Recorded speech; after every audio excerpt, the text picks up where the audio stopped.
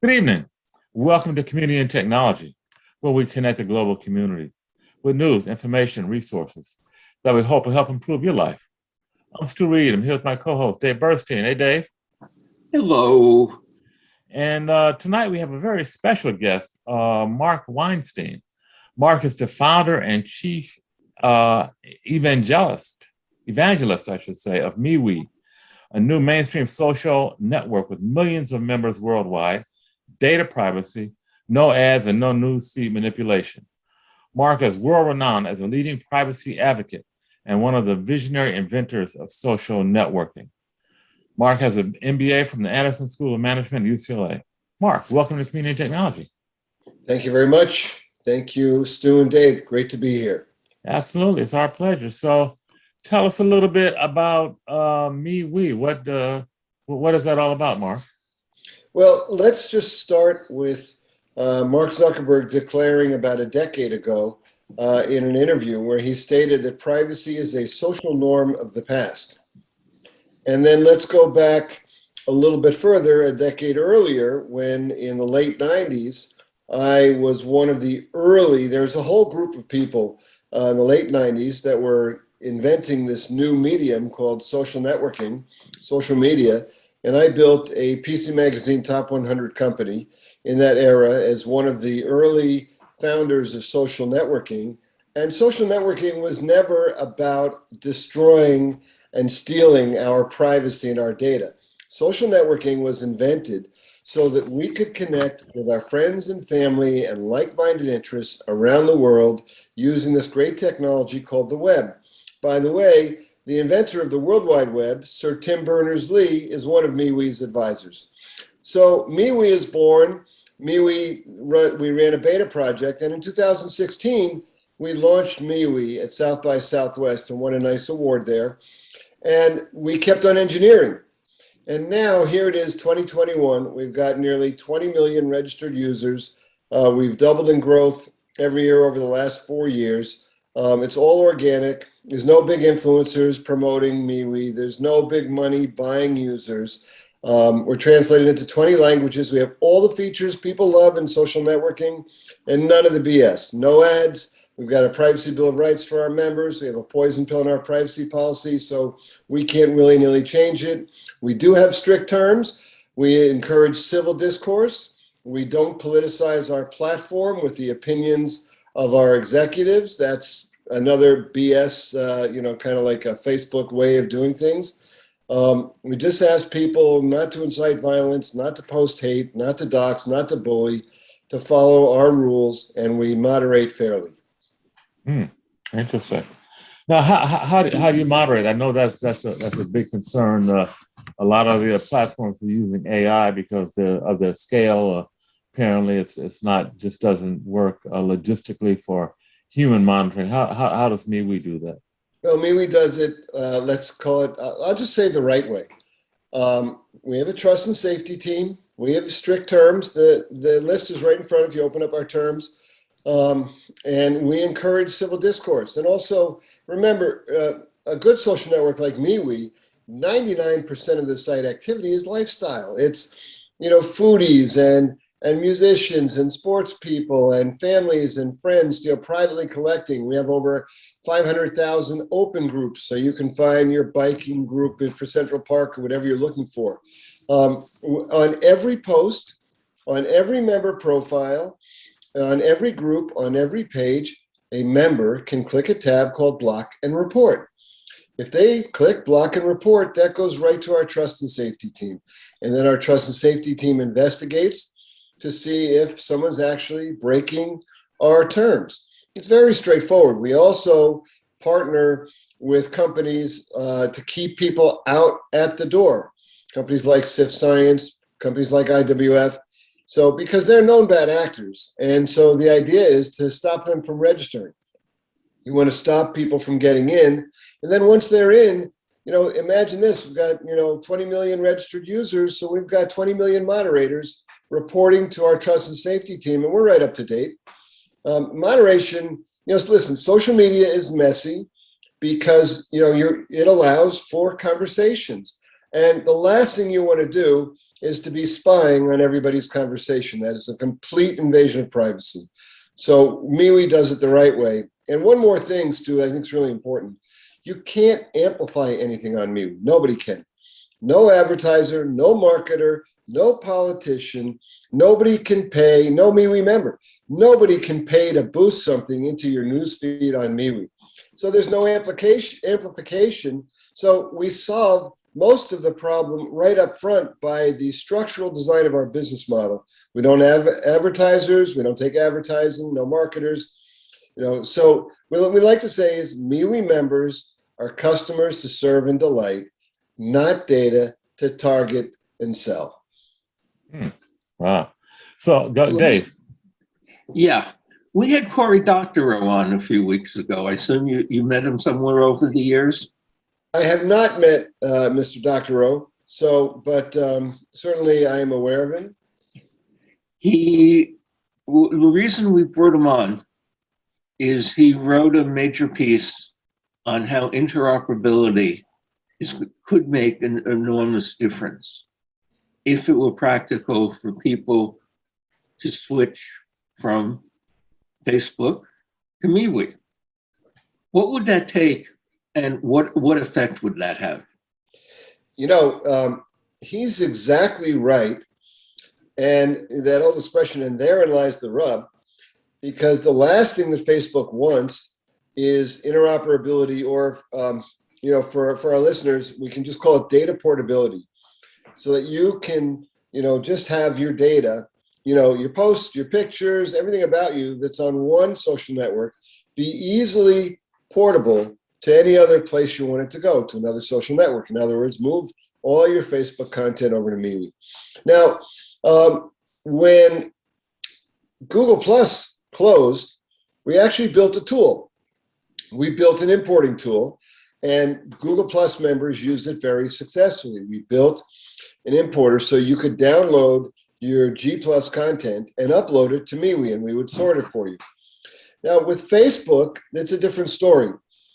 Facebook's, you can download your content. It's a mess. It's purposely designed so it really can't be uploaded onto another platform with any kind of ease or sorting. That's intentional. And so if we built a tool like that, they would change the download every day, so they'd totally mess up the tool. Here's the problem with it's a brilliant idea, and I've advocated for it in my Wall Street Journal op-ed last week. On October 2nd, I said very clearly that data interoperability is one of the solutions. But here's the big asterisk. Data portability was mandated and legislated for the healthcare industry. And the large healthcare companies have made sure that it's nearly impossible to implement. They've stalled it. They've interfered with it. So you cannot easily move your healthcare data around, even though it's been the law. And it is the law. So even legislation around data portability, data interoperability, it's going to take years to sort it out, with the big guys making sure that it's manipulated in a way that by the time it's finally all sorted out, it doesn't even matter. Do you remember when Microsoft opened the file format of Microsoft Word, how they did that? Can you ask the question again? Do you remember what Microsoft did when they opened the files of Microsoft Word? Remind me. This came up in the show with Cory. It was quite something. They actually agreed to go to a standards organization and set a standard for word processing file formats so that you could go to and from Microsoft Word. This is what became the docx form. They put in everything they had ever done in Microsoft Word, so that if somebody wanted to use that file format, the software they had to write, among other things, had to reproduce the bugs that were in Microsoft Word. Yeah. Which made it rather difficult to go back and forth, although people have made it work for practical purposes. Well, that's case in point, right? I mean, listen, it's important that we evolve to it. Now, there's another way to get there, Dave, and the other way to get there is to decentralize and to get to distributed content and to get your content off their platforms so that you actually control your platform.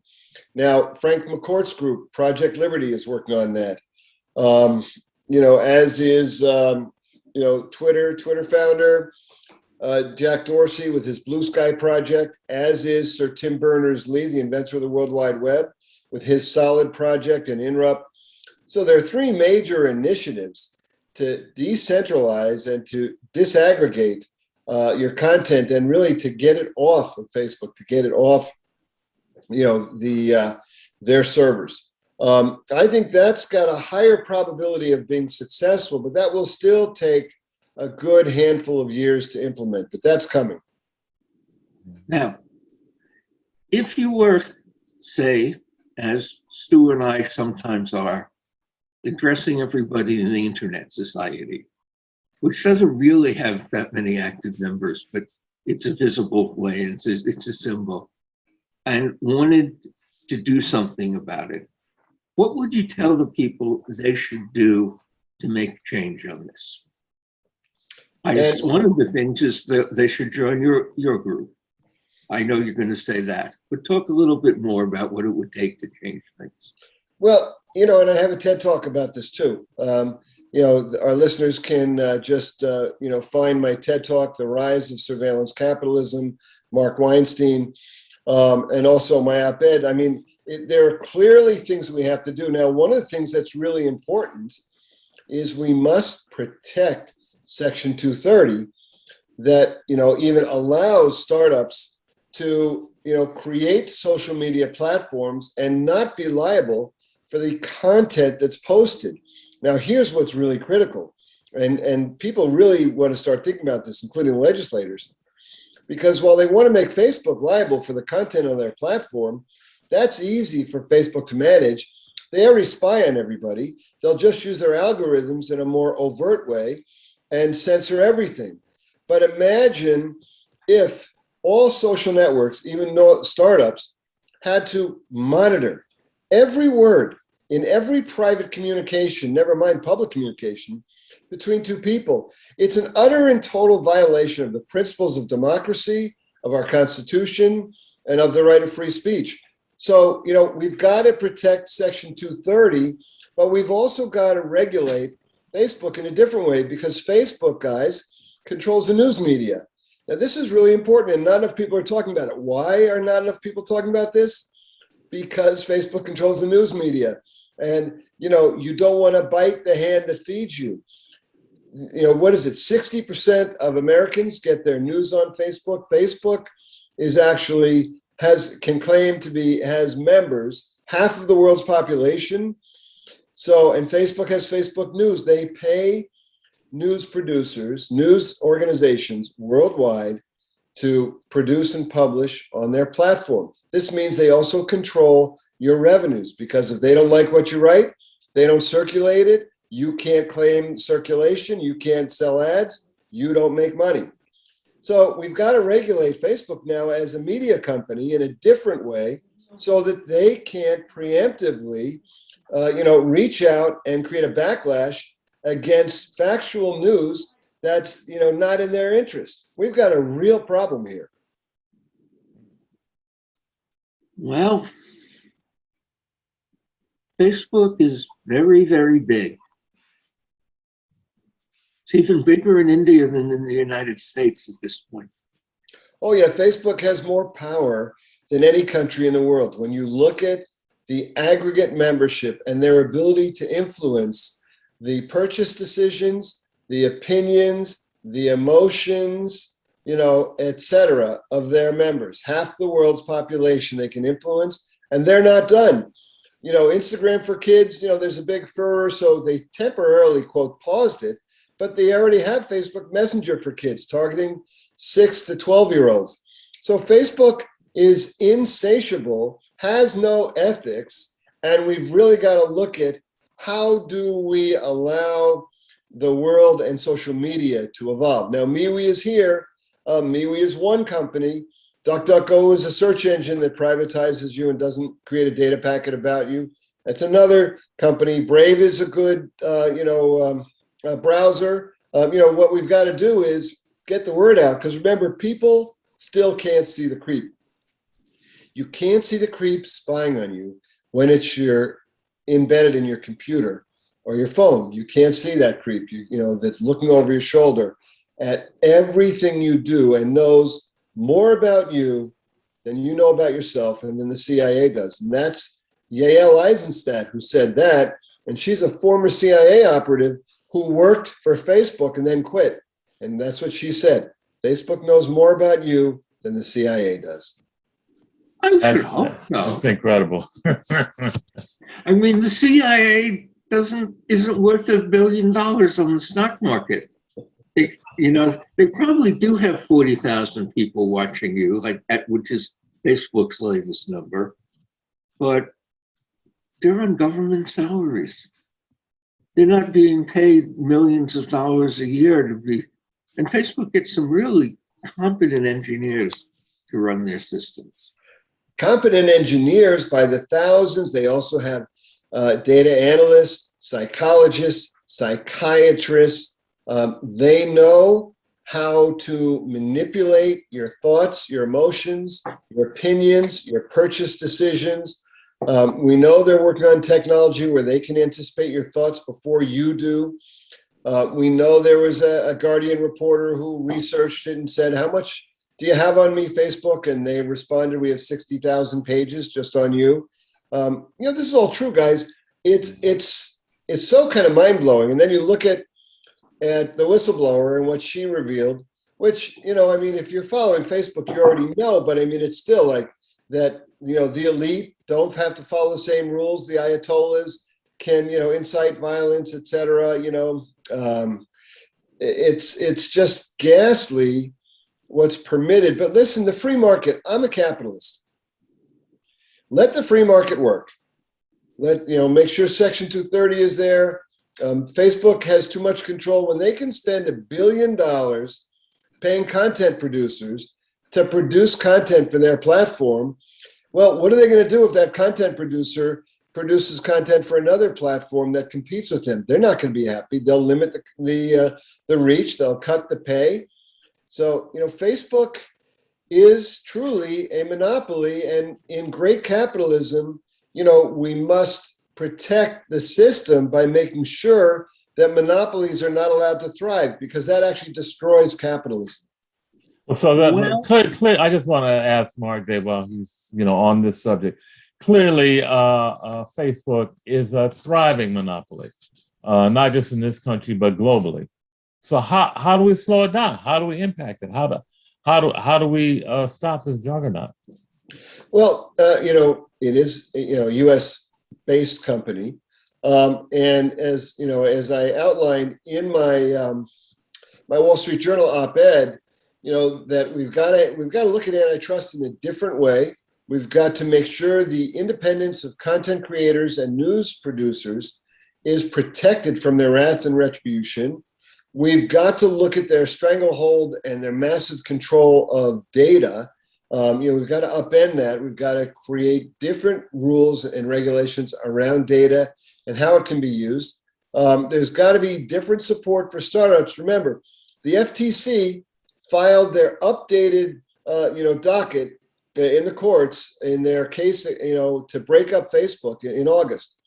They only mentioned 2 companies that are still existing, MeWe and Snap. All the other companies they mentioned were either acquired by Facebook or were driven out of business by Facebook.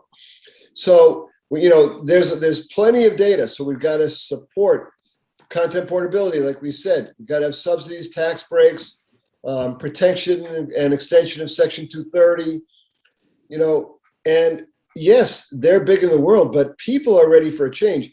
MeWe has gotten to 20 million registered users with no marketing. It's our belief that maybe 1 to 2% of all social media users worldwide know about MeWe, and we got to 20 million. So, and that's pure organic, guys. We didn't buy any user. We didn't pay an influencer to get us users. So what happens when the world knows? So what we've got to do collectively is get the word out, because here's the catch. Here's the snafu. Facebook mutes every conversation about MeWe that's on their platform. And we have screenshots that show they even put members in Facebook jail if they're talking about MeWe. People have sent those screenshots to us.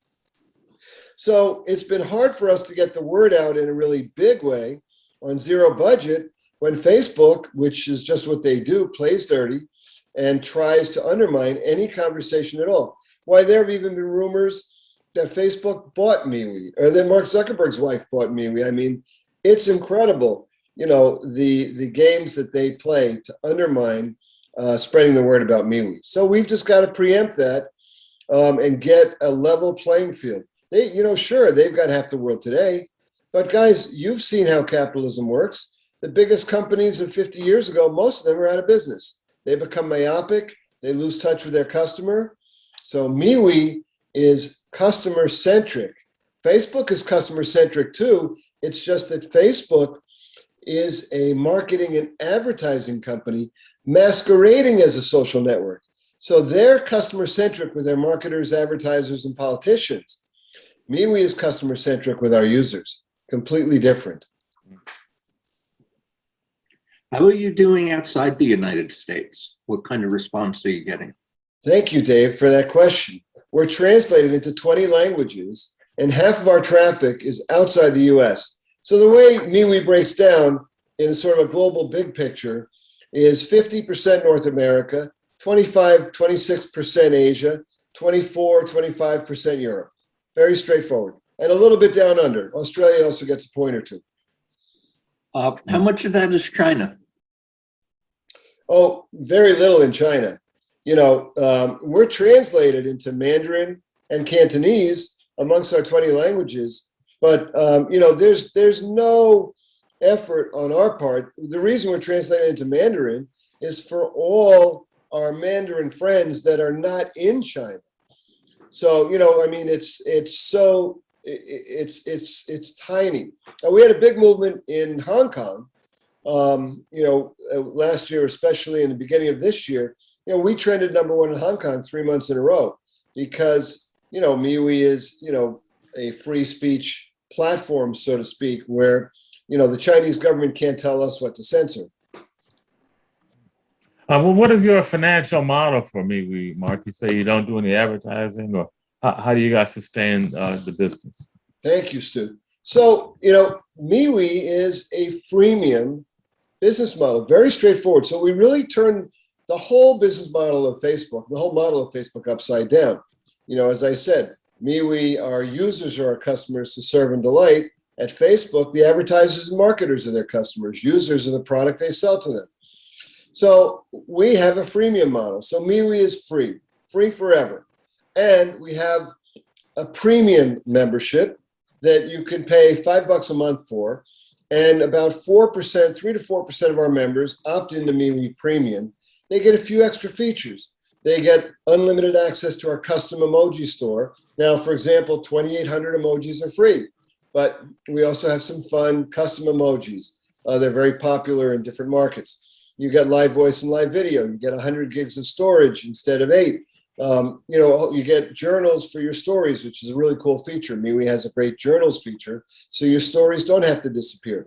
Now, for our free members, which is 96% of our users, MeWe has everything you need: disappearing content, stories, great news feeds for your contacts, groups, pages, everybody you want to follow or create a page, create a group. Great custom camera. I mean, we've got everything people love, and we're member supported. And here's how our revenue has been running. 2 years ago, before we launched our premium service, we did about $100,000 in revenue. A year ago, we did about $1 million in revenue. This year, we're trending 5 to 8. So, we haven't seen how the year's going to wrap up yet, but we're very, very strong. And we're able, for the most part, we've been running, at break even all year, which is, guys, 2 things. There has never been a social network that has grown to 20 million registered users organically. Never in the history of social networking. They've always bought, acquired, spent a boatload, millions and millions of dollars on revenue. On acquiring users. There's also never been a social network that generated millions of dollars of revenue without having institutional funding. So MeWe is breaking the glass ceiling in a lot of ways. And as I said, we have a member privacy bill of rights. You own your content. We don't use facial recognition. You can download your content and delete anytime. And our poison pill, as I mentioned, we have a poison pill, is very straightforward. If we ever change our privacy policy, it says, and we have to do this, we have to give you a link to delete your account and download your content. Now imagine if every time Facebook changed their privacy policy, they had to tell their members and give them a link to delete their account and download their content, they would have been out of business 6 years ago. Mm-hmm. Wow. Dave, we're just about out of time. Do you have any final comments or questions for Mark? Give people a reason to be optimistic about how things are going to change. Listen, in 2011, people were saying privacy is dead. And I got on Fox News the day before Fox Business, but the day before Facebook went public in 2012. And I said, they've got this privacy thing wrong. It's going to come back. And you have people like the inventor of the World Wide Web, like Jack Dorsey, like Frank McCourt. You've got great people around the world working to make sure that privacy not only isn't dead, but that it survives and thrives. And MeWe is part of that movement. MeWe is social done right. It's a movement. We're going to take it back and decentralizing content the way the industry is going to evolve. Everybody hold on to your hats. So we're going to sort this out and we're going to get it right.